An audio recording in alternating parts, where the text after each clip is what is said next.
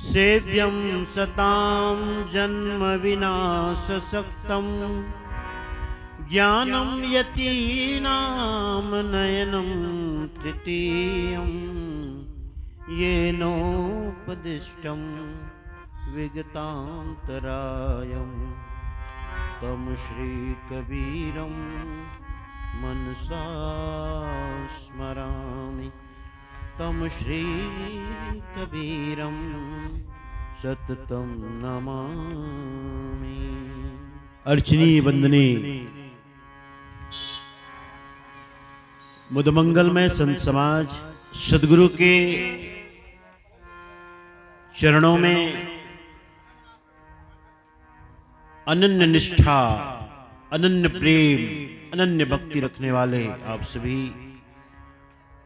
हंसजन, जिज्ञासुजन, मुमुक्षुजन,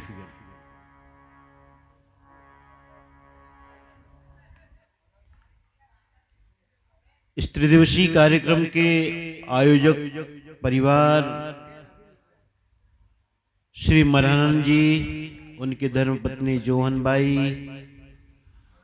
उनके सुपुत्र नेपाल और नेपाल की धर्मपत्नी ममता और सभी परिवार, साथ ही श्री गुणसागर जी, श्री साहेबलाल जी और कोटिया गांव के और भी सभी भक्तहंसजन, निर्धा से हमारे श्री दिलशाह जी, उनके पिताश्री,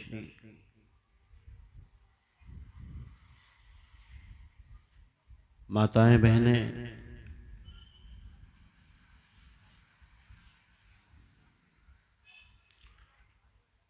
सदगुरु कबीर बंदी छोड़ की दया, गुरु महाराज की कृपा,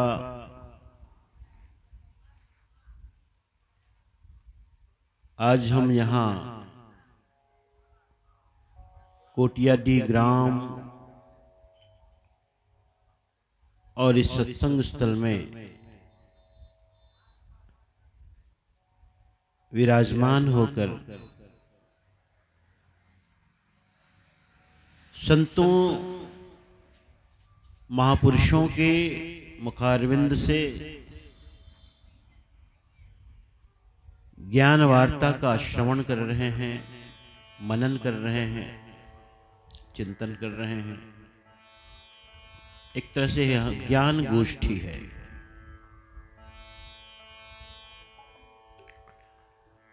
ऐसे ही कभी सदगुरु कबीर साहब और धर्मदास साहब के बीच गोष्ठी हुआ करती थी, ज्ञान वार्ता हुआ करती थी।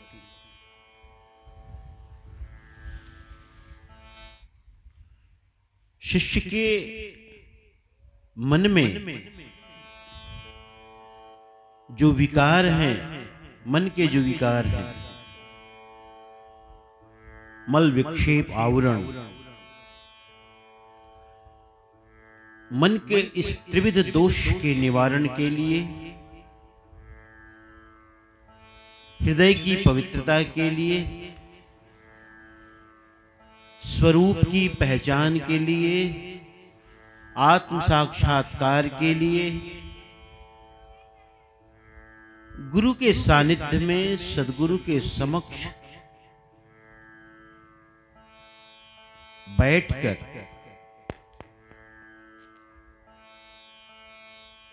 उनके उपदेशों को श्रवण करना, यही एकमात्र उपाय है और साधन है।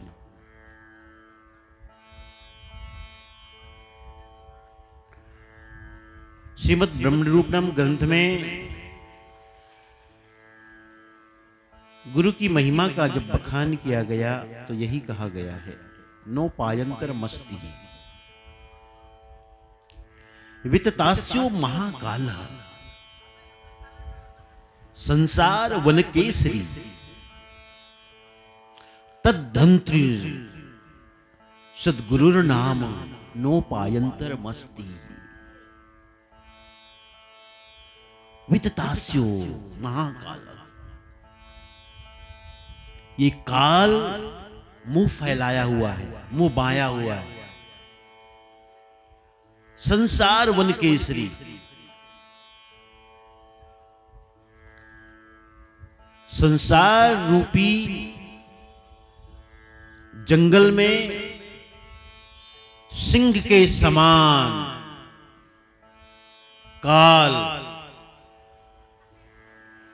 मुंह फैलाया हुआ है, मुंह खोल के रखा है। जैसे शिकार को पकड़ने के लिए सिंह केसरी अपना जबड़ा खोलता है। सिंह के जबड़ों में बड़ी ताकत होती है। सारा हाथ का काम वो सिर्फ जबड़ों से करता है। बड़ा सा बड़ा जानवर हो शिकार, उसे भी खींच कर ले जाना हो तो हाथ से नहीं खींचता, जबड़ों में पकड़ करके खींचता है। ये हम लोगों की गर्दन वर्दन तो बस उसके जबड़ों में आ जाए, इसलिए यहां पर महाकाल यानी काल का रूपक दिया गया शेर को। ऐसे ही शेर की भांति मुंह फैलाया हुआ है काल चारों तरफ।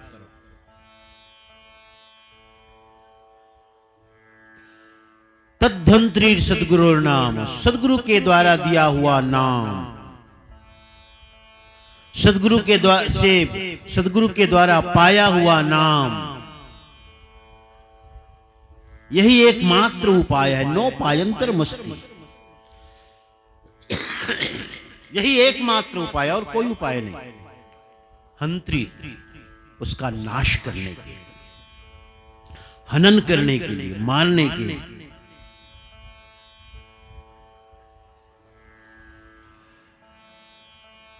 तो गुरु के समक्ष शिष्य बैठ करके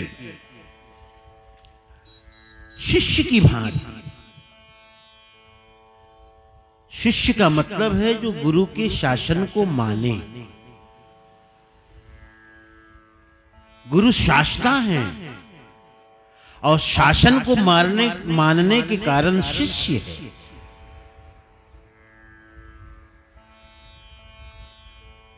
गुरु के उपदेश को स्वीकार करे, गुरु के उपदेश पर चले, उसका नाम शिष्य है। गुरु के हाथों में जो अपने जीवन की बागडोर दे देवे, उसका नाम शिष्य है। जीवन को गुरु के चरणों में समर्पित कर दे। मेरा मुझ में कुछ नहीं, जो कुछ है सो तोर, तेरा तुझको सौंपता क्या लागत है मोर। क्या है मेरा, सब कुछ तो आपका दिया हुआ। ये भाव, समर्पण का भाव, निष्ठा का भाव, विश्वास का भाव, भक्ति का भाव, प्रेम का भाव, ये शिष्य की पहचान है। अनुराग सागर ग्रंथ, क्या है अनुराग सागर ग्रंथ? एक दया के सागर सदगुरु हैं और एक अनुराग के सागर धर्मदास साहब हैं। दया के सागर सदगुरु और अनुराग के सागर धर्मदास साहब के बीच ज्ञान चर्चा, ज्ञान वार्ता का संग्रह ही तो है अनुराग सागर।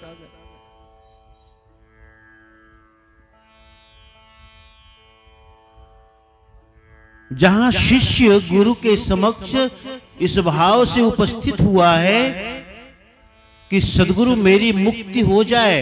कल मैंने प्रसंग सुनाया था अष्टावक्र का। जैसे राजा जनक अष्टावक्र के समक्ष उपस्थित हुए,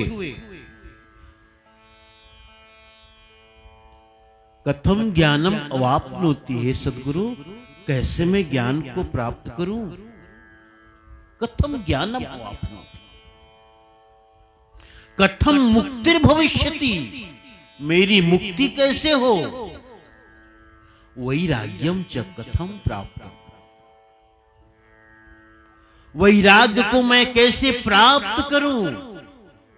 एतद् ब्रूहि मम प्रभो, हे मेरे प्रभो,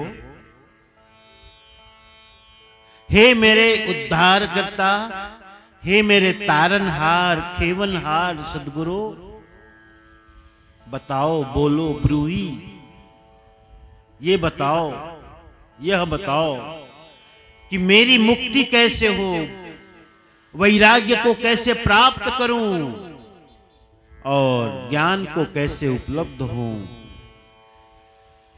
बातें तीन कही उन्होंने, लेकिन तीन बात तीन नहीं, सब एक ही बात।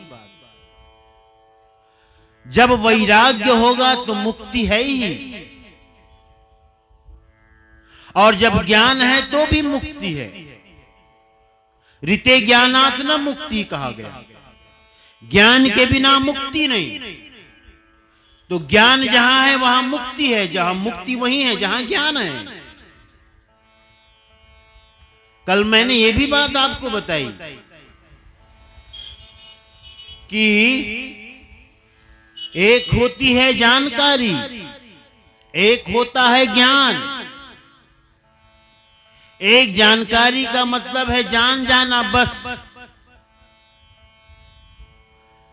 जैसे हम सबको पता है, पूछ लो किसी से भी, आत्मा का स्वरूप क्या है? वाह, आत्मा तो अजर अमर अविनाशी ऐसा है, सबको पता है ना? हाँ, सब सत्संग सुनते रहते हो। और शरीर क्या है? वाह, शरीर तो नाशमान है, चला जाने वाला है साहब। लेकिन मात्र जानकारी है।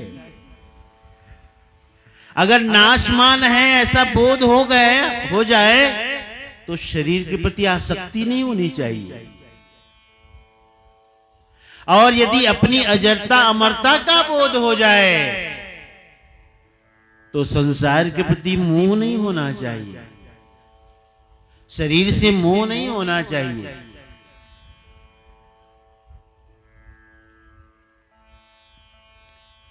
अगर हम अजर अमर अविनाशी हैं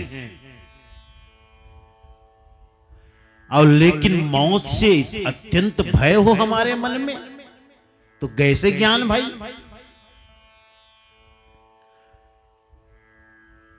कैसे ज्ञान? जैसे वृद्धावस्था में बहुत बार लोगों को देखा जाता है कि मृत्यु मात्र से कप जाते हैं, डर जाते हैं, मर जाना है, मौत मृत्यु मने सब खत्म। भय, मृत्यु का भय सबसे बड़ा भय। क्यों भय है? क्योंकि लगता है मृत्यु के बाद फिर मैं परिवार को कैसे देख पाऊंगा, कैसे होगा इनका भला, मेरे जाने के बाद क्या होगा। ये मोह है, ये प्रेम नहीं है, ये मोह है। तुम्हारे जाने से परिवार नष्ट हो जाएगा, ऐसा कभी हुआ है क्या? किसी के जाने से दुनिया रुकी है क्या? बड़ा से बड़े महापुरुष हुए, बड़े से बड़े नेता हुए। राजीव गांधी की हत्या हुई तो पूरा देश स्तब्ध रह गया। ओह, एक युवा, एक नई सोच रखने वाला व्यक्ति,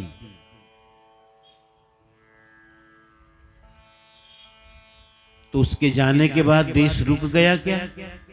नहीं रुका।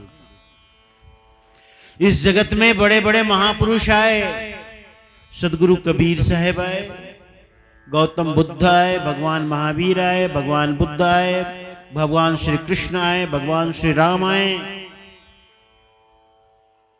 इसके अलावा भी और दूसरे महापुरुष आए। हाँ, सब चले गए। किसी के जाने से कभी संसार रुक नहीं सकता। लेकिन हम मृत्यु से भयभीत इसलिए होते हैं कि मेरे जाने के बाद पता नहीं क्या होगा, परिवार का क्या होगा। और परिवार का भी छोड़ो, खुद भी जाना नहीं चाहता।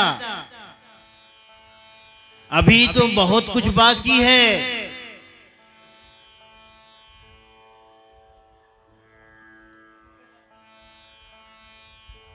एक बड़े राजा हुए।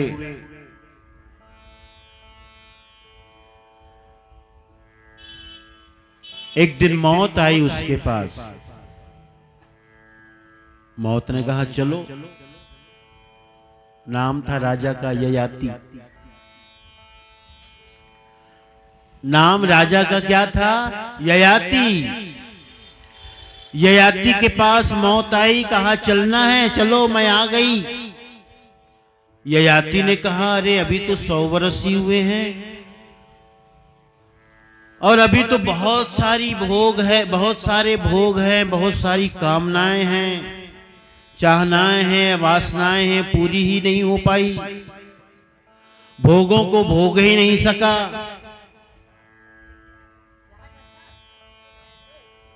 कुछ करो ना। तमाम भोग के साधन पड़े हैं और उम्र तो बहुत जल्दी बीत गई मालूम पड़ती है। तो कुछ आप दया करो, इतनी जल्दी आप आ गई। मौत ने कहा वो तो आना ही था मुझे, क्योंकि जिसका जब जाने का होता है मुझे आना पड़ता है ले जाने के लिए। ययाति ने कहा कोई उपाय नहीं हो सकता? उपाय क्या होगा? कहे ले तो जाना ही पड़ेगा मुझे, किसी न किसी को ले जाना पड़ेगा, तुम्हें हो या तुम्हारे बदले कोई हो। ययाति ने कहा बदला चलेगा? हाँ हाँ चलेगा। तुम नहीं जा सकते तो कोई और को ले जाऊंगा जिसे तुम सौंपोगे कि हाँ इसे ले जाओ।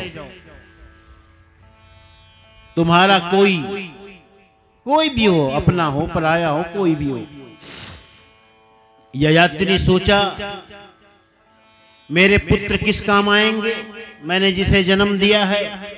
एक बेटा 80 साल का था, कुछ 70 साल का, एक 60 साल का, 50 साल का, ऐसे बहुत सारे उनके बेटे थे, बच्चे थे। एक तो 16 ही साल का था। एक एक करके सभी बेटों को बुलाया, कहा देखो अभी मैं संसार में रहना चाहता हूं, भोगों को भोगना चाहता हूं, लेकिन ये मौत आ गई है। तुम मेरे बेटे हो, कुछ कर सकते हो क्या? मेरे बदले जा सकते हो क्या इसके साथ? 80 बरस का जो बेटा था उसने कहा 100 बरस आपकी, 80 बरस हमारी, 20 साल हम आपसे छोटे हैं।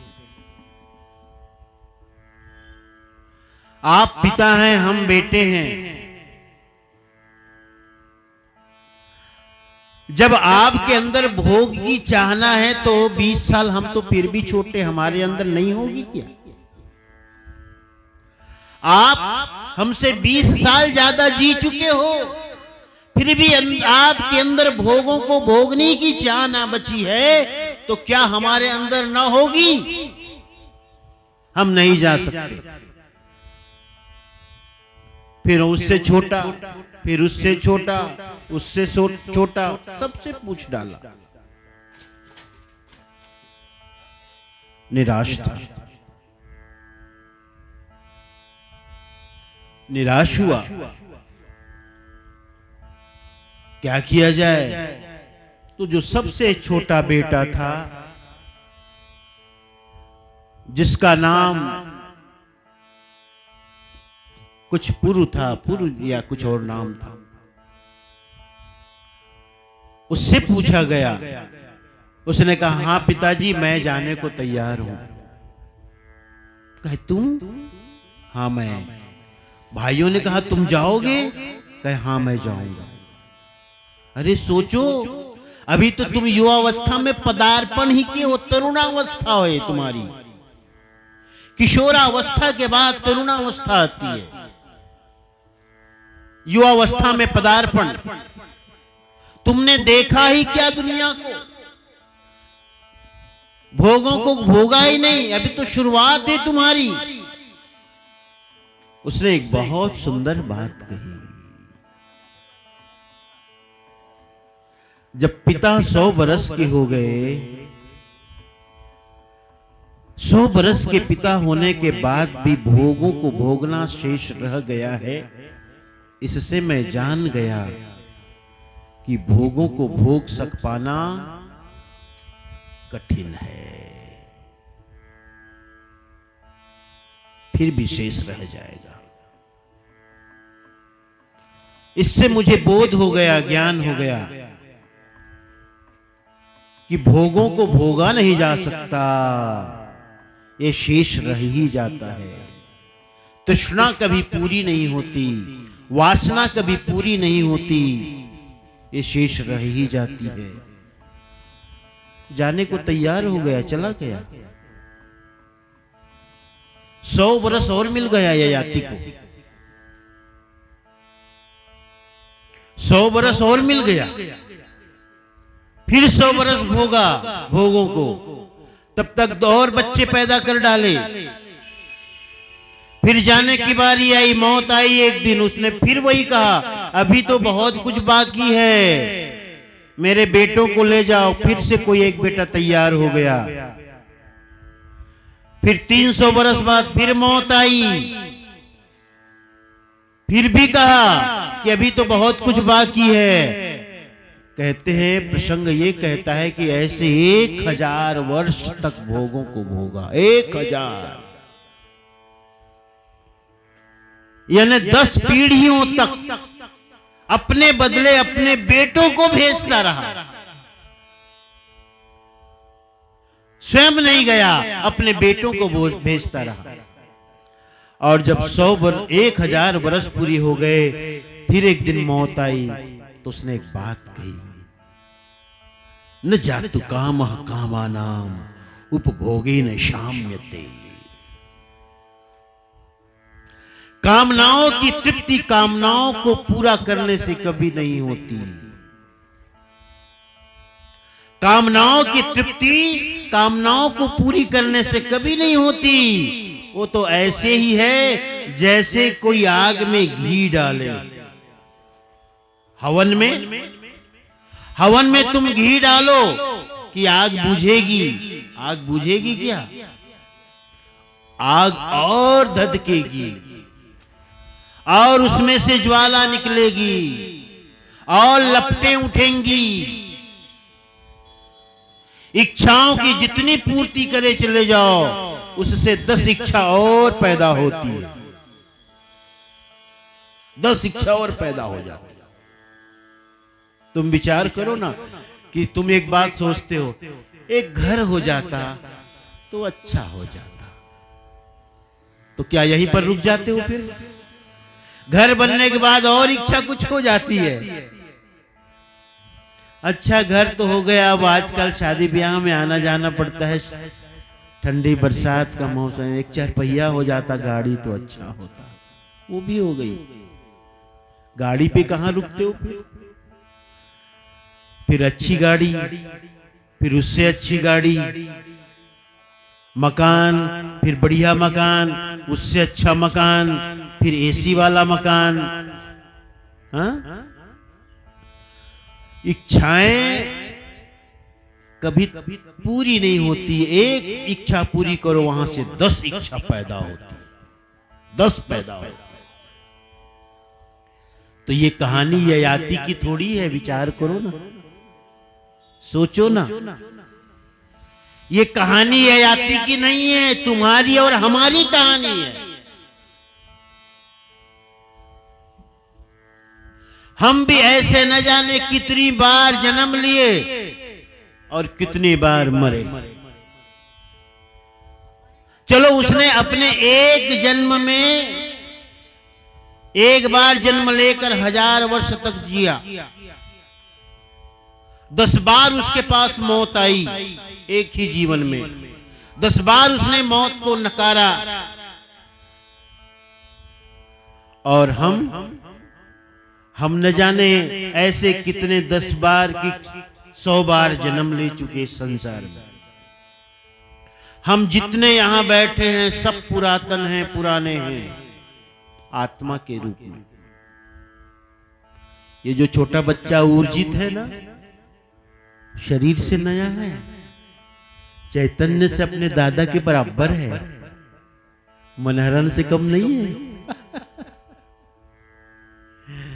चैतन्य से अपने दादा के तुल्य है, शरीर से नवजात है, शरीर से शिशु है, बालक है शरीर से, लेकिन चैतन्य से बड़ा पुराना है वो, जितना आप और हम हैं।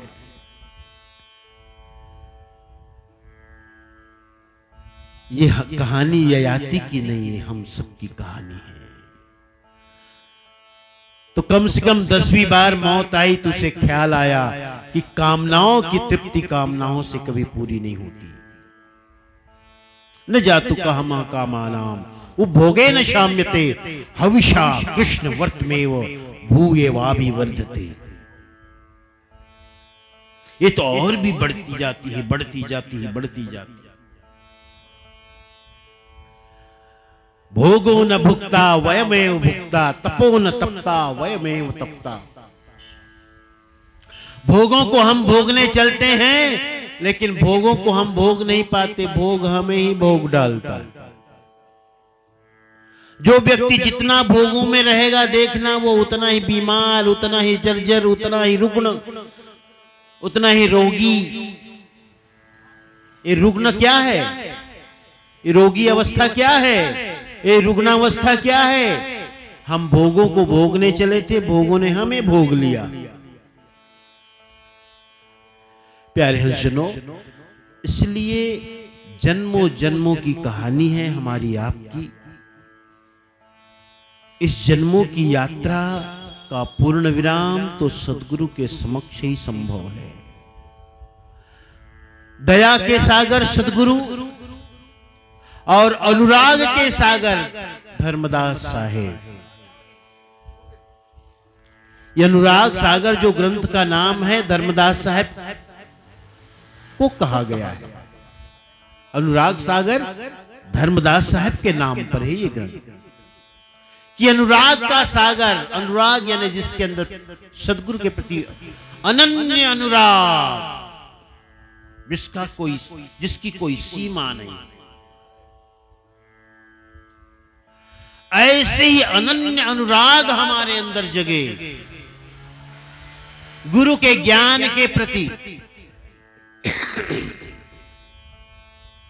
सद्गुरु के उपदेश के प्रति, तब बात कोई बनेगी भाई। चलो आज थोड़ा सा इस अनुराग सागर के बारे में पढ़ें, समझे। मैंने पढ़ा है ग्रंथ को, अच्छा लगा मुझे, बहुत सुंदर ग्रंथ है। मैं जब काशी में पढ़ता था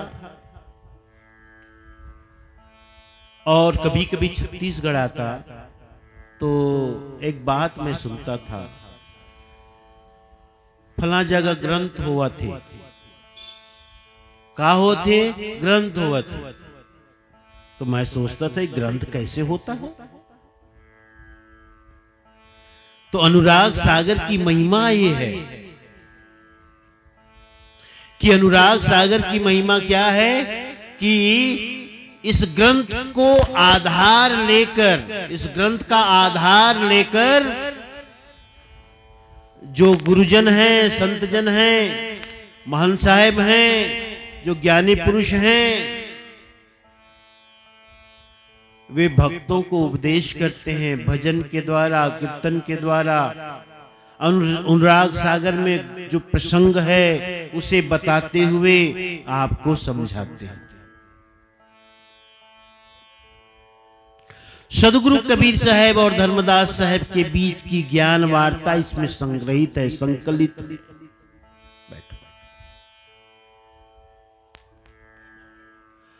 और जब भी इस अनुराग सागर ग्रंथ का कोई पाठन करे, कोई वाचन करे, तो वाचन करने वाला सद्गुरु कबीर साहब के रूप होते हैं और सुनने वाले आप सभी धर्मदास साहब के रूप होते हैं। जैसे धर्मदास साहब के अंदर मुक्ति की भावना है, मुमुक्षा का भावना है, मुमुक्षा की भावना है, ऐसे ही आपके अंदर भी वो मुमुक्षा की भावना होनी चाहिए कि मेरा उद्धार होवे, मेरा कल्याण होवे। जब ऐसा भाव बनेगा तब आप सुन पाओगे। सदा ज्ञानी और अज्ञानी के बीच ही वार्ता संभव है। ज्ञानी और अज्ञानी हो, गुरु ज्ञानी हो और शिष्य अज्ञानी हो।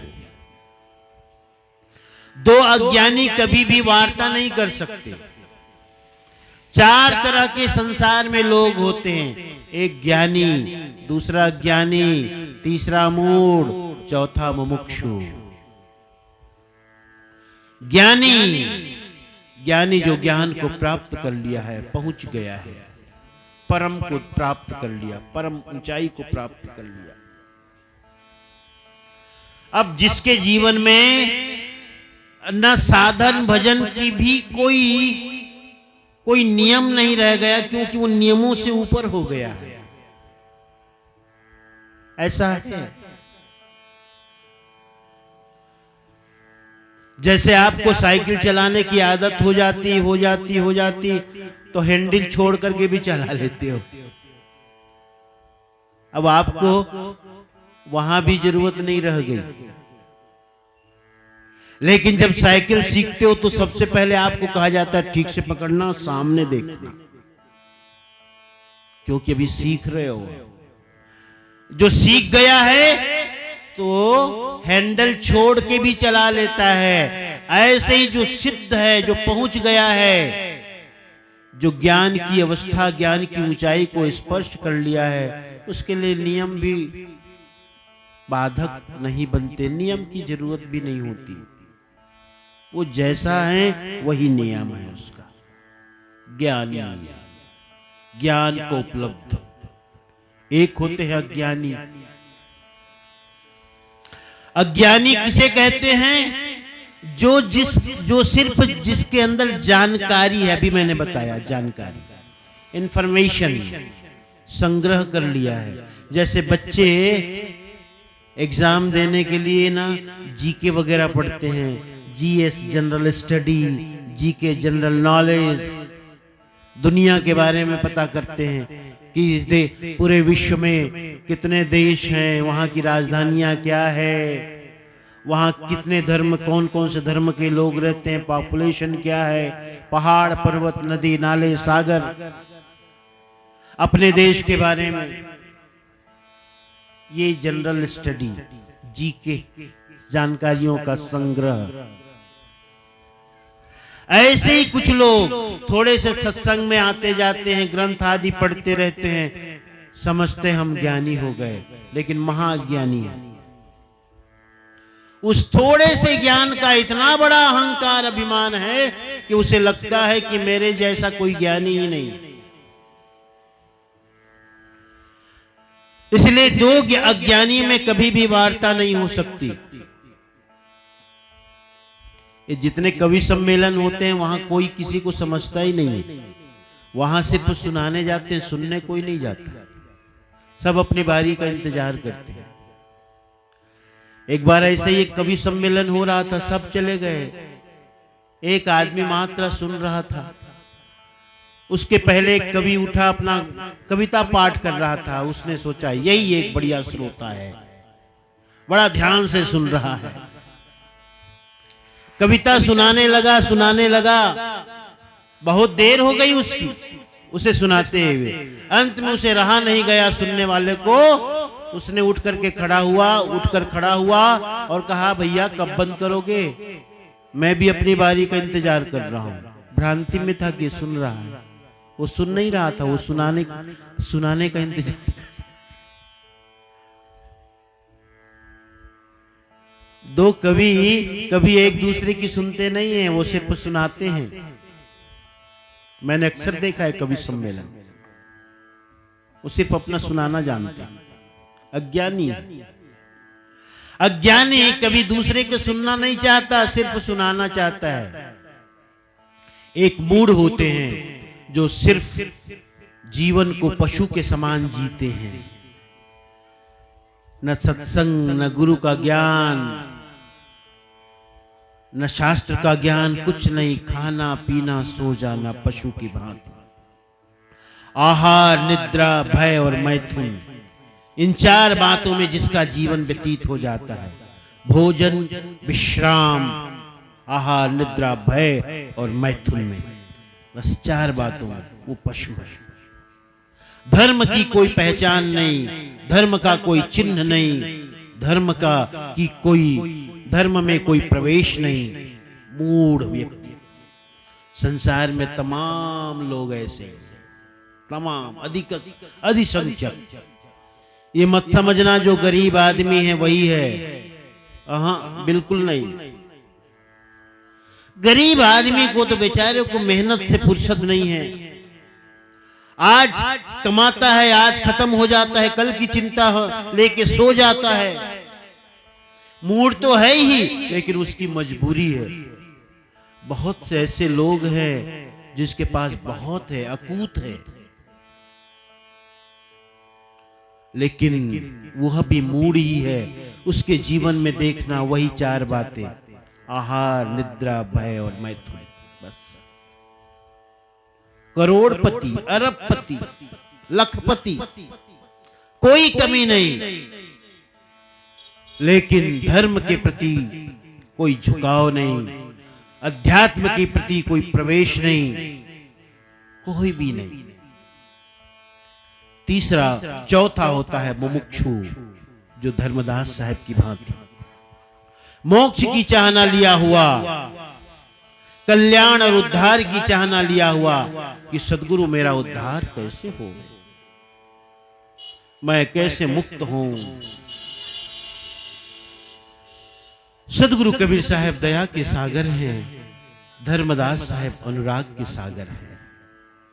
अनुराग के सागर और दया के सागर के बीच ज्ञान वार्ता, समर्थ सद्गुरु और योग्य शिष्य के बीच की ज्ञान वार्ता, ज्ञानी गुरु और अज्ञानी शिष्य के बीच की ज्ञान की वार्ता, दया अनुराग सागर में संग्रहित है।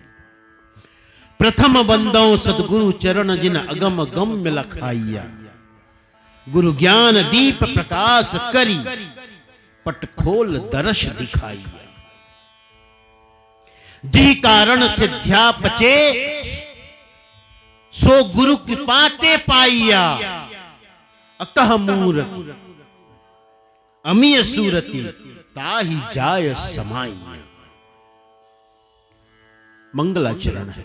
प्रथम वंदों, गुरु की वंदना। सभी शास्त्रों में एक बात समान रूप से देखी जाती है, गुरु की वंदना की जाती है। गोस्वामी तुलसीदास जी इतने बड़े राम भक्त थे, रामचरितमानस की रचना की, लेकिन प्रथम वंदना उन्होंने गुरु की ही की, गुरु की। बंदौ गुरुपद कंज, कृपा सिंधु नर रूप हरि। जहां भी आप देखो गुरु की वंदना, क्योंकि गुरु श्रेष्ठ है, गुरु सबसे बड़े हैं, गुरु के समान कोई नहीं। वो जो निरक्षर पुरुष है ना, जो अखिल पति कारण है ना, जो आदि पुरुष है ना, उसी का साकार रूप तो गुरु है। धर्मदास विनय करि विहंस, गुरु पद पंकज कहे, हे प्रभु होहु दयाल दास चित अति दहे। आदि नाम स्वरूप शोभा, प्रकट भास सुनाइए, काल दारुण अति भयंकर कीट भृंग बनाइए। धर्मदास साहिब की प्रार्थना कि उस आदि पुरुष की महिमा का बखान करें। वो आदि पुरुष क्या है, कौन है, कैसे है? धर्मदास विनय करि विहंसि, गुरु पद पंकज गहे, हे प्रभु हो दयाल दास चित अति दहे। चित्त में अत्यंत दहन है, जिज्ञासा है। आदि नाम स्वरूप शोभा, प्रकट भास सुनाइए। उस आदि नाम का आप वर्णन सुनाओ प्रकट रूप में, साक्षात, जैसे मैं इनसे समझ सकूं। व्यवहारिक रूप बताओ उसका, उस आदि नाम का। तब साहब ने क्या कहा? आदि नाम, धर्मदास जी सुनो ध्यान से, आदि नाम निरक्षर अखिल पति कारणम। आदि नाम निरक्षर, अक्षरों से परे, क्षर अक्षर निरक्षर। आदि नाम निरक्षर अखिल पति कारणम, समस्त संसार जगत का जो कारण रूप है, कार्य नहीं, कारण रूप। कार्य रूप तो ये सब हैं, आगे वर्णन आएगा। ये ब्रह्मा विष्णु महेश ये कार्य रूप हैं, ए निरंजन अष्टांगी कार्य रूप हैं, जिन्हें हम देवी देवता के रूप में उपासना करते हैं, सब कार्य रूप हैं। लेकिन इन सब कार्य के जो आदि हैं, कारण रूप, वो आदि पुरुष, आदि नाम निरक्षर अखिल पति कारणम। लेकिन वह जो आदि पुरुष है, आदि नाम है, आदि पुरुष है, सत्य पुरुष है, एक नाम है, निरक्षर पुरुष है, सार शब्द है, सार नाम है।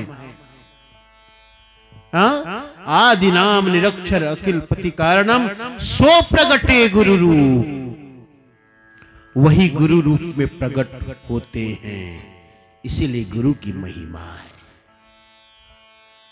गुरु सामान्य नहीं है, गुरु साधारण नहीं है। गुरु हमारी और तुम्हारी तरह देखने में आते हैं, लेकिन चैतन्य से बिल्कुल भिन्न है। शरीर से हमारी और आपकी तरह है।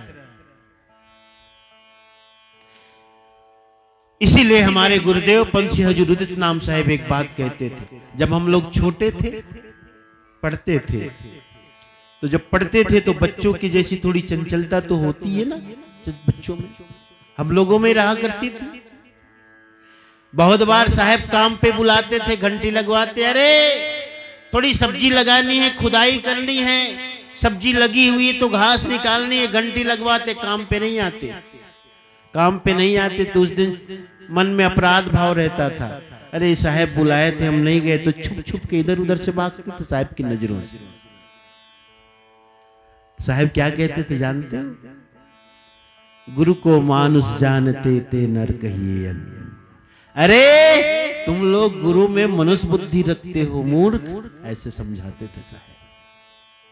तुम गुरु में मनुष्य बुद्धि रखते हो।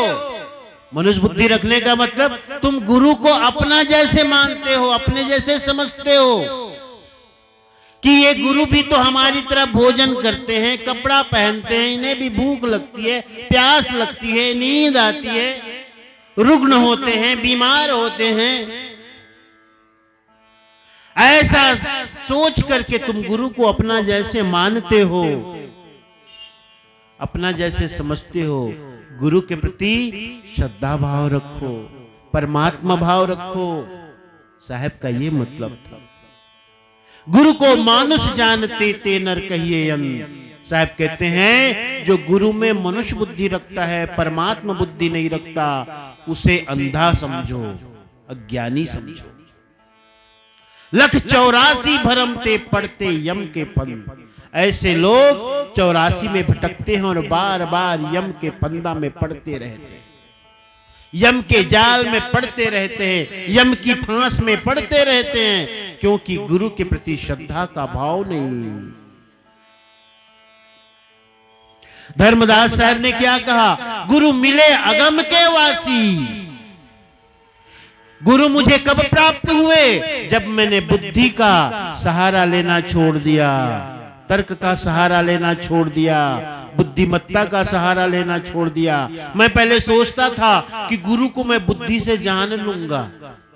अरे ऐसा कैसे संभव है? कोई छोटी नाव लेकर के, डोंगी लेकर के समुद्र को पार करना चाहे, संभव है क्या? छोटी सी नाव और असीम समंदर, बड़ी बड़ी उठने वाली लहरें, तुम्हारी छोटी नाव काम आएगी? डूब जाएगी। कोई चम्मच से जैसे सागर को उड़ेलना चाहे, चम्मच से उड़ेल पाएगा नहीं, क्योंकि गुरु असीम है, गुरु सीमा से परे हैं, अथाह हैं, उसकी थाह नहीं ले सकते, अपार है, उसका पार नहीं लगा सकते। स्वयं परमात्मा है गुरु।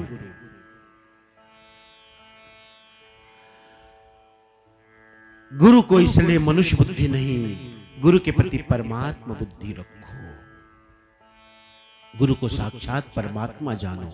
गुरुर ब्रह्मा गुरुर विष्णु गुरुर्देवो महेश्वरः गुरु साक्षात परम ब्रह्म तस्मै श्री गुरवे नमः। गुरु ब्रह्मा है, गुरु विष्णु है, गुरु महेश्वर है, गुरु साक्षात पर ब्रह्म है। गुरु की ऐसी विशेषता। नौम्यादि ब्रह्म सर्वस्य कारणम करणम तथा तद्रूपम सद्गुरुम वंदे कर्म रेखा प्रशांते। श्रीमद् ब्रह्म निरूपणम ग्रंथ का पहला श्लोक गुरु की वंदना से।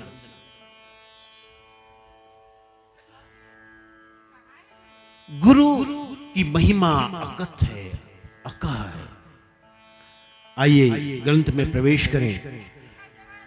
प्रथम बंदो गुरु सदगुरु चरण जिन अगम गम्य लखाइया, जिन्होंने गम का भी और अगम का दोनों को लखा दिया।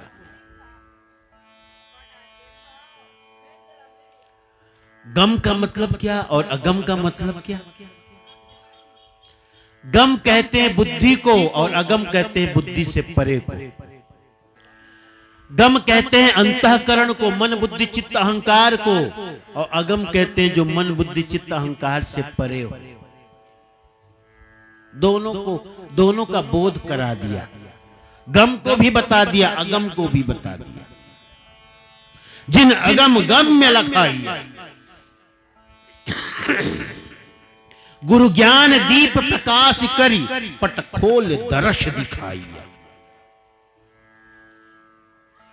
जिन्होंने गुरु ज्ञान रूपी दीप का प्रकाशन किया और जो आवरण रूपी पट था अज्ञान का पट, उसे खोल करके आदि पुरुष का दर्शन करा दिया।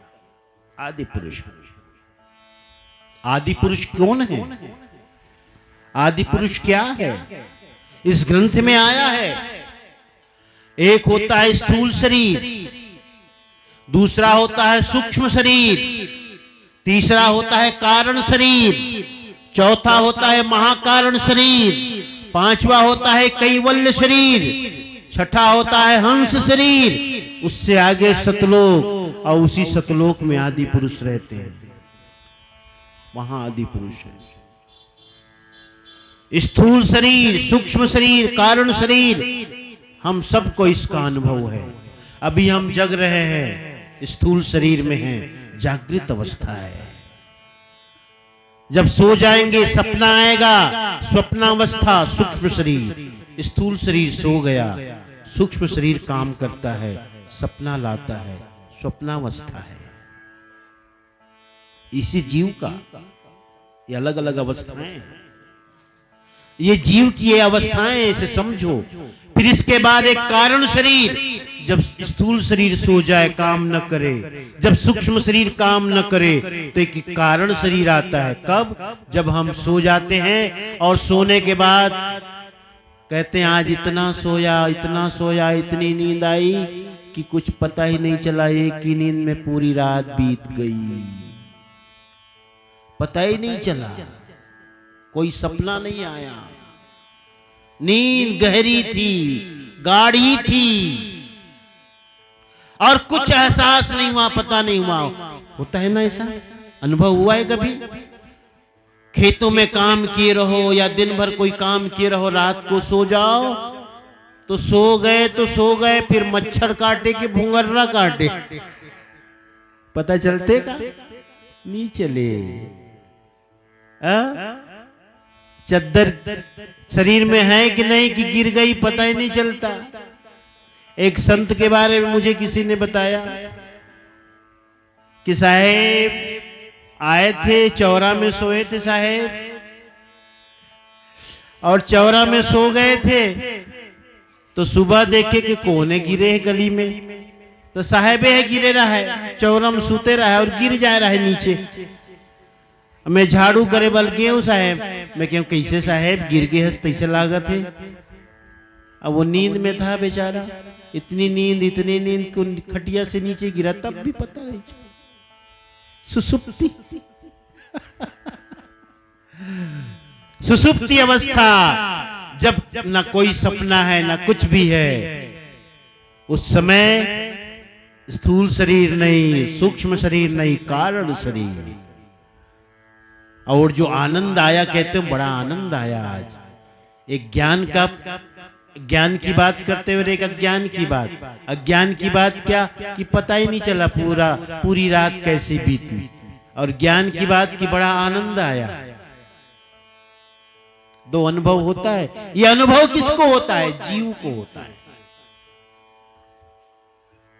जागृत अवस्था में भी इंद्रियां सक्रिय होती हैं, 10 इंद्रियां, 5 ज्ञानेंद्रिय, 5 कर्मेंद्रिय। अभी आप जागृत अवस्था में हो, आपकी 5 ज्ञानेंद्रियां सक्रिय हैं, कान सुन रहे हैं, आंख देख रही है, अंतःकरण सक्रिय है, चिंतन मनन चल रहा है, हाथ भी कभी इधर उधर कर ले रहे हो, हाँ, कभी पसीना पोंछ ले रहे हो तो एक हाथ भी तो काम कर रहा है, पैर को भी आगे पीछे सरका ले रहे हो, उठ बैठ रहे हो, हाथ पैर हिला ले रहे हो बैठे बैठे। क्या है ये?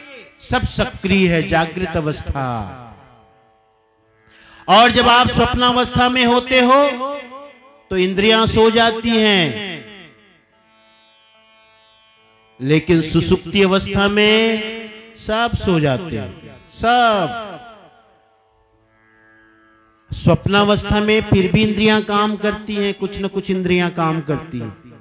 कभी कभी भयानक सपना देखते हो तो चिल्ला देते हो, लेकिन सुसुप्ति का मतलब जहां कोई चिल्लाहट नहीं, चिल्लपो नहीं, ये हो गया कारण शरीर। इससे आगे महाकारण शरीर, और जो महाकारण शरीर है वो किसका है? ब्रह्मा विष्णु महेश और मूल माया का है, जहां सिद्ध और पहुंचे हुए संत महापुरुष विराजमान हैं।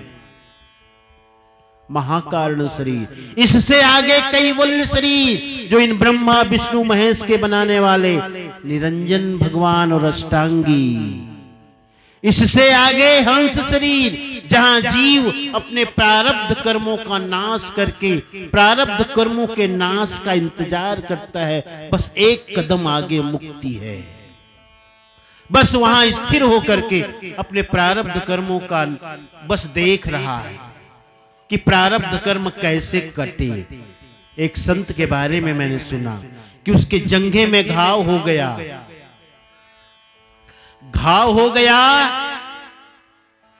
तो उसमें कीड़े भी पड़ गए।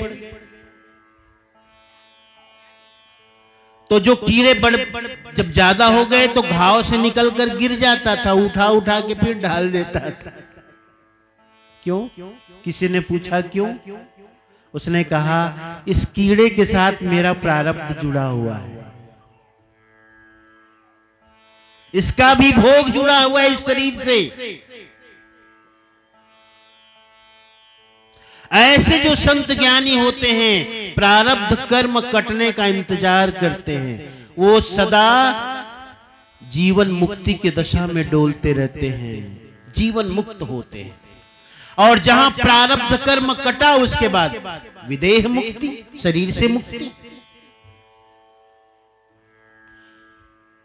जीवन मुक्ति की दशा में संत जन सदा विचरण करते रहते हैं, बस इंतजार करते हैं पूर्व जन्मों में किए हुए जो संचित कर्म है, और वही संचित इकट्ठा कर्म जब भोगोन्मुख होता है तो प्रारब्ध कर्म कहलाता है। वो प्रारब्ध कर्म कट जाए, फिर से इस जीव में अंकुरण की क्षमता न रहे, अंकुरण की क्षमता को नष्ट कर दे, आना जाना न पड़े, इस इंतजार में है।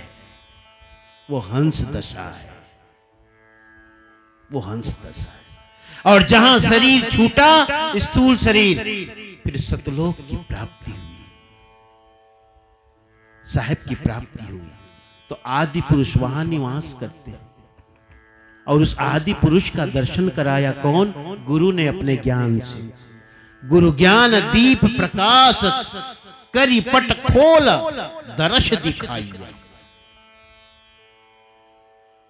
उनकी कृपा हुई कि मैं उस आदि पुरुष के दर्शन कर पाया। और हम सब इसी में उलझे फंसे पड़े हैं।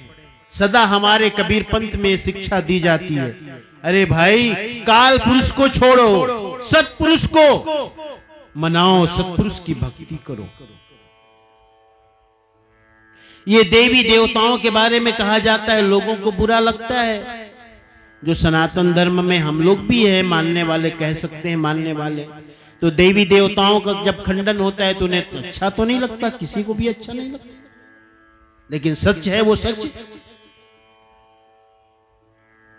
सदा हमारे कबीर पंथ में, धर्मदासी परंपरा में विशेषकर यह बात सिखाई जाती है, लखाई जाती है, बताई जाती है कि आदि पुरुष की भक्ति करो, सत्पुरुष की भक्ति करो।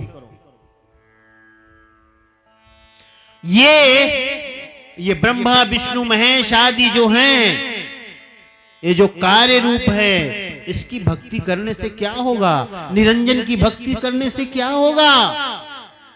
आदि पुरुष की भक्ति करो। आदि पुरुष की भक्ति करोगे तो तुम्हें आदि पुरुष का लोक मिलेगा। श्रीमद् ब्रह्म रूपनम ग्रंथ में आता है प्रसंग में कि अरे वैकुंठ लोक में तभी तक रह सकते हो जब तक भगवान विष्णु वहां रहते हैं। यावत विष्णु निवासोस्ति, जब तक भगवान विष्णु वहां रहते तब तक तुम भी रह सकते हो। उसके बाद फिर से आना पड़ेगा मृत्यु लोक। गीता कहती है पुण्य छिन्ने मृत्यु लोकम विशंति, स्वर्ग में रहने वाले कब तक रह सकते हैं? जब तक उसके पास पुण्य का धन है, संपदा है, पुण्य का बैलेंस है।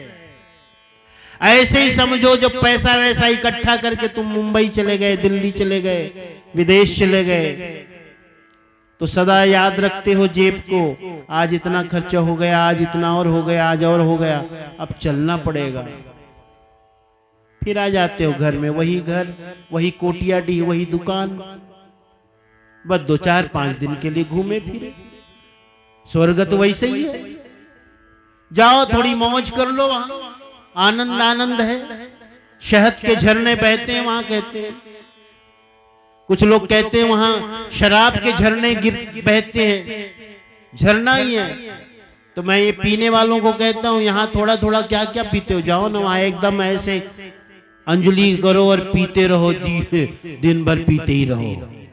हाँ, बढ़िया तो है, लेकिन कब तक पीते रहोगे?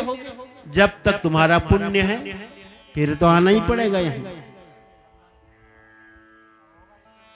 तो मैं तो स्वर्गादिक लोगों को शराब के नशे से ज्यादा नहीं समझता। जैसे शराब के नशा में आदमी एकदम धुत आनंद में है, लेकिन कितना घंटा, 2 घंटा, 3 घंटा, 4 घंटा, उसके बाद वही टूटी खाट, वही फूटे बर्तन, वही सामने पत्नी खड़ी है एकदम ऐसे दुर्गा बन करके। हो गए तो हो गए ना, होश में आ गए, चल काम कर, अब भारा बांध, सामने खड़ी, बच्चे भी खड़े हैं। कितनी देर तक रहोगे तुम मस्ती में, शराब के नशे में? इसलिए तो साहब कहते हैं सदगुरु की भक्ति करो, ऐसा नशा ऐसा चढ़ता है कि उतरता ही नहीं। गुरु ज्ञान दीप प्रकाश करी पट खोल दर्श दिखाइया, जिहि कारण सिद्ध्या पचे सो गुरु कृपा ते पाइया। जिसे प्राप्त करने के लिए लोग तप करते हैं, साधन, सुमरन, भजन, हाँ क्या क्या नहीं करते, लेकिन मैंने उसे गुरु की कृपा से पा लिया, गुरु के आशीर्वाद से पा लिया, गुरु की सेवा से पा लिया। गुरु के कृपा से, गुरु के प्रसाद से, स्वयं के प्रयास से नहीं। स्वयं के प्रयास से पाना संभव नहीं है, गुरु के प्रसाद से ही पाया जा सकता है। अपने बल छूटे नहीं कीरे छुड़ावे पीऊ, बहु बंधन से बांधिया एक बेचारा जीव। ये तो मात्र गुरु के आशीर्वाद से, गुरु की कृपा से ही बंधन से मुक्त हुआ जा सकता है। नारियल आप जो भेंट करते हो, ये क्या है? ये प्रतीक है स्वयं का। हे सद्गुरु, नारियल की तरह बंधनों का कठोर आवरण से मैं लिपटा हुआ हूं। कठोर आवरण है, मोह माया का आवरण, आसक्ति अध्यास का आवरण, वासना चाहना का आवरण, सिर्फ आवरण है। और ये आवरण इतना मजबूत, इतना मजबूत, इतना मजबूत कि निकलना जो चाहता हूं, ये आवरण टूटे चाहता हूं, लेकिन टूट नहीं सकता ये आवरण। इसे तो आपके हाथों का सहारा चाहिए, आपके हाथों का स्पर्श चाहिए। ये नारियल भेंट करते हो और गुरु से मोड़ देते हैं, और मोड़ करके आवरण को तोड़ करके आपके स्वरूप का दर्शन करा देते हैं, एकदम शुभ्र श्वेत निर्मल निर्दोष। कहते देख बेटा, यही तुम्हारा स्वरूप है, यही तुम हो। जैसे गरी सफेद शुभ्र श्वेत निर्मल निर्दोष, ऐसे ही तुम्हारा स्वरूप है। ऐसे गुरु तुम्हें बंधनों से मुक्त कर तुम्हें अपना स्वरूप का दर्शन कराते हैं। जिह कारण सिद्ध्या पचेसो गुरु कृपा ते पाइया, अकह मूरति अमी सूरति ताहि जाय समाई। वो अकह है, वो कहने में नहीं आता। अकह सूरति अमी अमी, वो अकह है। धर्मदास साहब ने दया सागर में भी कहा है, हाँ, अकह कुंड नहाइए। आता है ना प्रश्न, अकह कुंड में नहाइए, क्योंकि उसके स्वरूप का वर्णन करना, उस आनंद का अनुभव करके उसे बता पाना कठिन है। अकह है वो।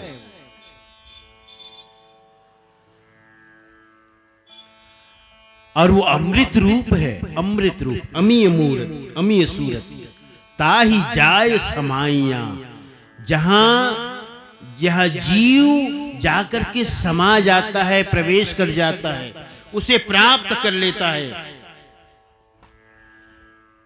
ये जो जीव है ना, सोहम सुरति रूप है, और यही सोहम सुरति शब्द में मिल जाती है, समा जाती है।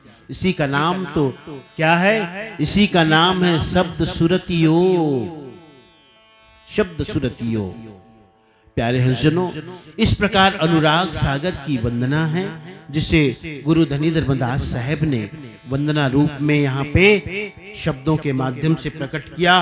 प्रथम वंदो सदगुरु चरण जिन अगम गम्य लखाइया, गुरु ज्ञान दीप प्रकाश करी पट खोल दर्श दिखाइया, जी कारण सिद्ध्या पचे सो गुरु कृपा ते पाइया, अकह मूरति अम्य सूरति ताहि जाय समाइया। ऐसी स्थिति, ऐसी दशा जहां जीव जाकर अमर हो जाता है, अमर हो जाता, अम्य सूरति अमर हो जाता है, यानी उसमें तदाकार हो जाता है। उस आदि पुरुष जो ब्रह्म रूप है, उस ब्रह्म में समा जाता है, तदाकार हो जाता है। ऐसे ही जानो, जैसे किसी सरोवर में, तालाब में तुम घड़ा में पानी लेके जाओ, तालाब का पानी और उस घड़े का पानी अंतर नहीं है, कुछ फर्क नहीं है, कुछ वही पानी है। तालाब का पानी ही घड़े में है, और तुम तालाब में घड़े का मतलब मिट्टी का घड़ा, मिट्टी के घड़े को तुम पानी भर कर के इसे उठाओ, तालाब का जो पानी है वो घड़े में है, घड़े का पानी तालाब में है। घड़े के पानी और तालाब के पानी में फर्क नहीं है, लेकिन मिट्टी के उस घड़े ने एक सीमा निर्धारित कर दी, उसी का नाम जीव है। उसी का नाम जीव है। और किसी से तुम कहो भैया पत्थर लेकर इसको फोड़ दो, किसको? घड़े को। और किसी ने पत्थर से उस घड़े को तोड़ दिया, अब बोलो वो पानी और वो पानी में कोई अंतर है? कहां गया पानी? ना कहूं गया ना आया। बस उसी जो सरोवर के पानी में ही वो घड़े का पानी मिल गया। सिर्फ जो आवरण था, सीमा थी, जीव का मतलब सीमा सहित, ब्रह्म मने जो असीम। कर्मों के संस्कार, अध्यास, वासना, ये एक सीमा का निर्धारण करते हैं, उसी से जीव कहलाते हैं। जीव सोई जो जुग जुग जीवे, उत्पत्ति पर लय माई। प्यारे हंसजनों, तो जब वह सदगुरु की कृपा से जब हमें ज्ञान होता है तो वह जीव उस शिव में समा जाता है। इस प्रकार यहां पर वंदना सदगुरु का वंदना करते हैं धर्मदास साहेब। कृपा सिंधु गुरुदेव दीन दयालु कृपालु, बिरले पावही भेव जिन चिन्हेउ प्रगटता। कृपा सिंधु गुरुदेव, देखो मैंने इसलिए कहा ना, कृपा के एक तरफ तो कृपा सिंधु है और दूसरे तरफ अनुराग सिंधु है। हाँ? अनुराग रूप धर्मदास साहब हैं और कृपा रूप सदगुरु कबीर साहब हैं। ये कृपा सागर, दया सागर सदगुरु और अनुराग सागर धर्मदास साहब के बीच की ज्ञान वार्ता है भाई। अनुराग सागर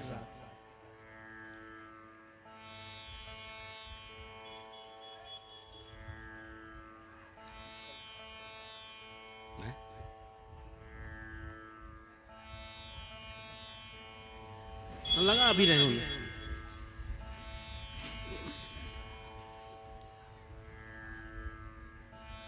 कृपा सिंधु गुरुदेव दीन दयालु कृपालु हैं, बिरले पावहीं भेव जिन चिन्हेउ प्रगटता। सदगुरु तो सदा कृपा के सागर हैं, कृपा बरसाने वाले हैं, लेकिन गुरु को पहचानने की बात है। गुरु को पहचानना कठिन है। अभी मैंने कहा ना कि गुरु को पहचानने का मतलब गुरु में परमात्मा भाव रखना। गुरु को मनुष्य रूप जानोगे तो ज्ञान की प्राप्ति ना हो सकेगी। श्रद्धा से मैंने गुरु को जाना, ये धर्मदास साहब का उद्गार है। सदगुरु मिले अगम के वासी जब वो कहते हैं तो उसका मतलब यही है कि गुरु को मैंने श्रद्धा से जाना, प्रेम से जाना, भक्ति से जाना, तर्क से नहीं, बुद्धि से नहीं, शास्त्र से नहीं। और ये सत्य भी है। विचार करो ना, जब हम माता पिता मां के गर्भ में प्रथम दिन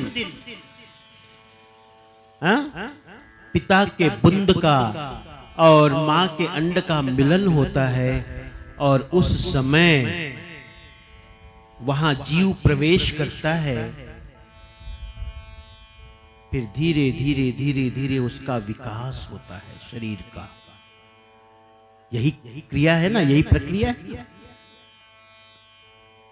अंडाणु और शुक्राणु का मिलन, और मिलन के साथ जीव का प्रवेश, और जीव के प्रवेश के बाद ही तो सारी इंद्रियां निर्मित होती है। आंखें भी, कान भी, जीभ भी, सब। तो इंद्रियां तो बाद में आई, जीव पहले आया, और हम उस जीव को देखना चाहते हैं इंद्रियों से, जिसका निर्माण बाद में हुआ। कोई कोई कहते हैं मुझे भगवान को दिखा दो तो मैं जानू मानू। तेरे जानने मानने से क्या पड़ा है? तुम आंखों से देख सकोगे, जब देख सकोगे तब मानोगे। कोई जरूरी नहीं तुमको दिखाना, क्योंकि वो इंद्रियातीत है, इंद्रियों से परे है। जो पहले से है उससे हम बाद में बने हुए, निर्मित हुई इंद्रियों से देखने की चाहना रखते हैं, कोशिश करते हैं, चाहते हैं। ये संभव है क्या? नहीं। वो सदा है। इंद्रियां तो बनती बिगड़ती हैं, निर्मित होती हैं, टूटती हैं, मरती हैं। तो सदगुरु में सदा परमात्मा बुद्धि रखो। कृपा सिंधु गुरुदेव दीन दयालु कृपालु है। बिरले पावही भेव जिन चिन्हेव प्रगट तहां। कोई कोई बिरला इसे इसके भेव को, भेद को पा सकता है, इसके रहस्य को पा सकता है, क्योंकि सदा सदगुरु भक्ति से ही प्राप्त होते हैं, अनुराग से ही प्राप्त होते हैं। साहब ने एक जगह साखी में भी कही है, मानुष तन सदगुरु मिलन मोक्ष की इच्छा होए। ये तीन बातें बड़ी दुर्लभ बताई। एक तो मनुष्य का तन प्राप्त होना, ये बड़ा मुश्किल है, बड़ी दुर्लभ है, बहुत दुर्लभ है मनुष्य का तन मिले। और मनुष्य का तन मिले लेकिन गुरु का मिलन हो जाए, यह उससे ज्यादा कठिन। क्योंकि गुरु से मिलन तो तब होगा जब गुरु के प्रति गुरु से मिलने की चाहना जगेगी, जब ज्ञान की इच्छा जगेगी। सबको नहीं हो सकता। अब वो कब होता है जानते हो?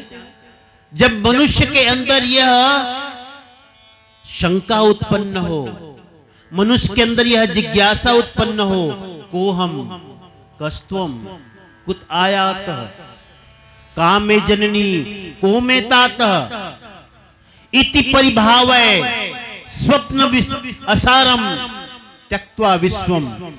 हाँ, क्या तो है पूरा श्लोक, चरपट पंजरी का शंकराचार्य जी का, मुझे स्मरण में नहीं आ रहा, लेकिन बड़ी सुंदर बात उसने कही कि ऐसा कोई चिंतन मनन करने वाला हो कि को हम कस्तम, मैं कौन हूं, ये तुम कौन हो, हम कहां से आए, हमें कहां जाना है, कौन मेरी मां है, कौन मेरे पिता हैं। ऐसे मन में कभी प्रश्न पैदा होता है? माता लोग बताओ तो, आप लोगों को होता है? अब जब होगा तभी गुरु के प्रति जानने, गुरु से मिलने की इच्छा होगी, ऐसे थोड़े हो जाएगा। क्योंकि इसका जवाब तो गुरु के पास ही कि मैं कौन हूं, मैं कौन हूं, हु एम आई, मैं कौन हूं, कौन बता पाएगा मैं कौन हूं? गुरु ही बताएगा। मैं कौन हूं, तुम कौन हो, हम कहां से आए, कहां जाना है, इस संसार से हमारा क्या संबंध है। ऐसा किसी संस्कारी जीव के अंदर ये सवाल पैदा होता है, प्रश्न पैदा होता है, शंका पैदा होती है। इसके लिए भी पुण्य की जरूरत है। तभी तो धर्मदास साहब कहते हैं, कोटि जन्म के पुण्य से सदगुरु मिले कभी। ये तो करोड़ों जन्मों के पुण्यों का फल है। कुछ न कुछ मैं पिछले जन्मों में पुण्य काम किया, थोड़ा थोड़ा ही सही, लेकिन सारे पुण्य जब इकट्ठे हो गए, इकट्ठा होकर के बड़ा रूप ले लिया, तब गुरु का मिलन हुआ। ऐसे ही आपके भी पुण्य, पूर्व जन्मों के पुण्यों का फल इकट्ठा होता है। थोड़ी मात्रा कम नहीं, मात्रा बड़ी होनी चाहिए पुण्यों का भी, पुण्यों की मात्रा, तब कहीं गुरु से मिलन होता है। आप सत्संग में बैठे हो तो यही मानो आपके भी पिछले जन्मों के पुण्यों की कमाई का फल संग्रहित हुआ है। तब आपको सत्संग में आने की रुचि हुई, गुरु के पास बैठने की जिज्ञासा बनी। ऐसे संभव नहीं है। मैं एक कथा सुनाता हूं। समय हो गया है क्या भाई? बताना मुझे।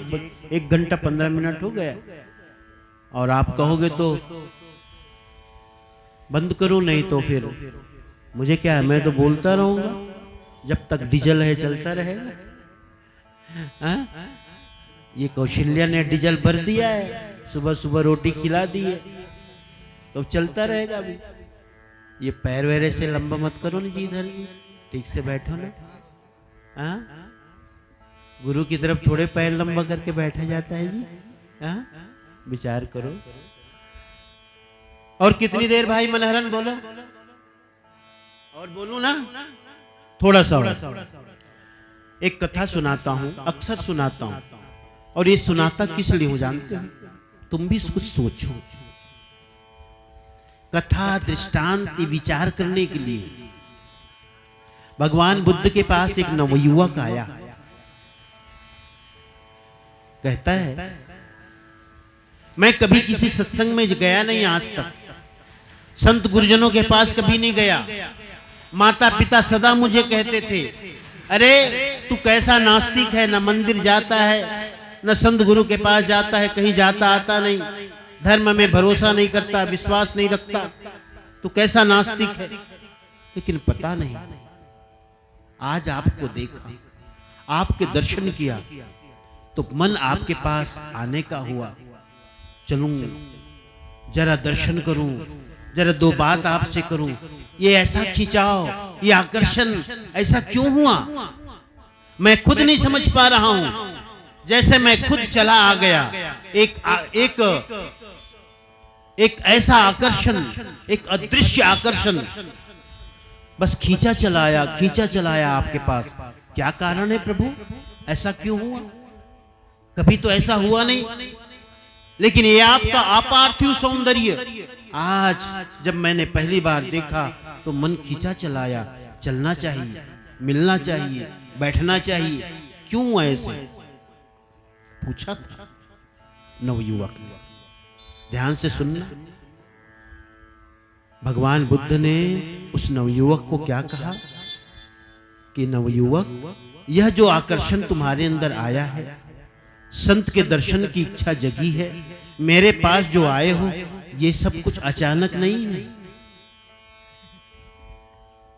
अचानक नहीं है, इसके पीछे एक कहानी है। कहे क्या?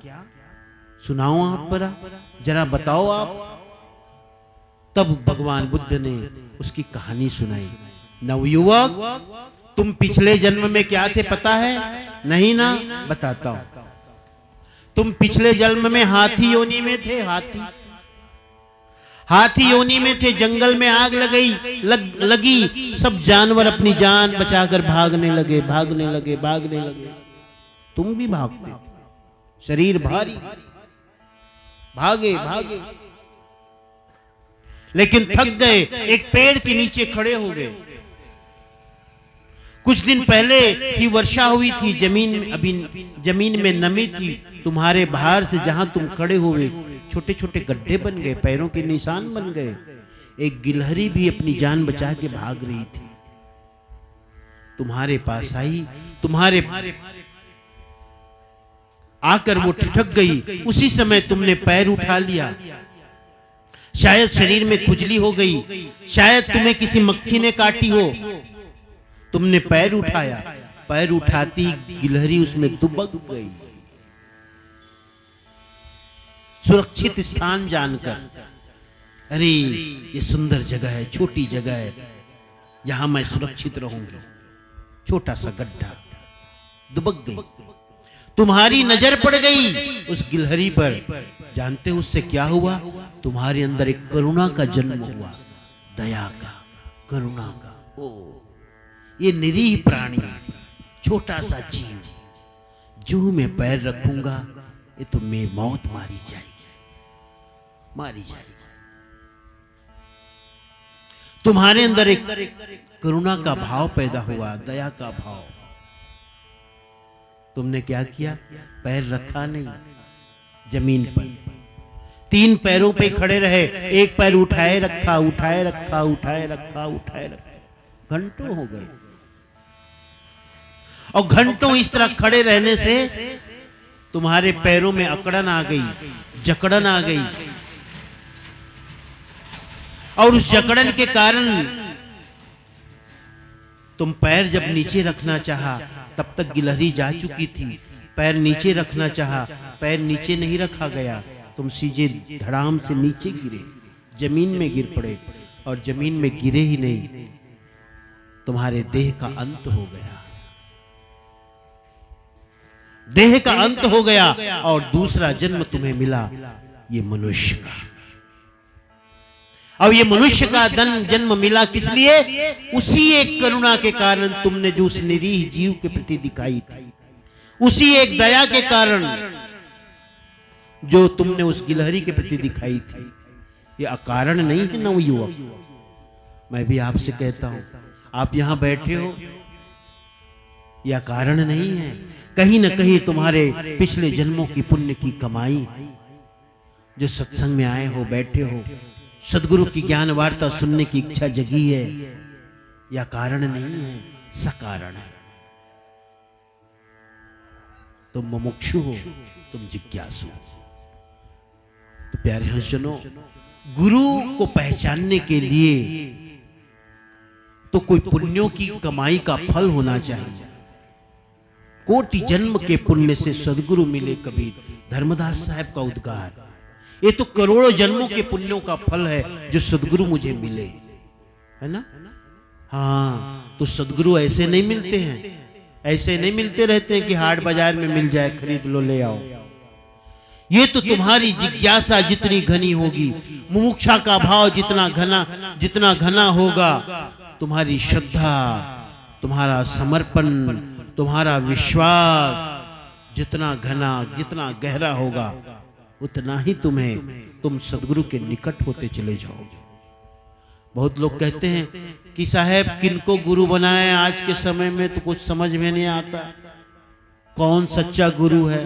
नहीं, गुरु बहुत है, गुरु हैं इस संसार में, खोजने वाले चले। तुम्हारे अंदर श्रद्धा, सच्चा अनुराग है, सच्ची श्रद्धा है, तुम्हें गुरु एक न एक दिन मिलेगा ही मिलेगा। आप गुरु की खोज मत करो, गुरु की प्रतीक्षा करो। खोज मत करो, बस अपनी चाहना को जगाओ, अपनी पिपासा को जगाओ, अपनी श्रद्धा को जगाओ। गुरु मिलेंगे, सच्चे गुरु मिलेंगे। जैसी तुम्हारी श्रद्धा होगी वैसे तुम्हें गुरु मिलेंगे। श्रद्धा के अनुसार गुरु मिलते हैं, भक्ति के अनुसार गुरु मिलते हैं। अगर तुम्हारी श्रद्धा और भक्ति में खोट रहेगी तो उसी तरह के गुरु मिलेंगे। अगर तुम्हारी श्रद्धा सच्ची होगी तो सच्चे गुरु मिलेंगे। तो गुरु को पहचानना जरा कठिन है भाई, कोई कोई पहचान पाता है।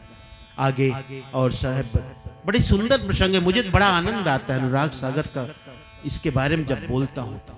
मैं तो मनहरन से कहता हूं 2-3 साल मेरा सत्संग मत करो, थोड़ा थोड़ा जोड़ जोड़ के रखो, और एक बार 7 दिन का कार्यक्रम रख दो, ऐसे ही साप्ताहिक, बस 4 घंटा अनुराग सागर ही सुनाऊं आपको, पूरा रहस्य बता दूं आपको, खोल के सुनो, रोज 4 घंटा सुनाता रहूं मैं भी।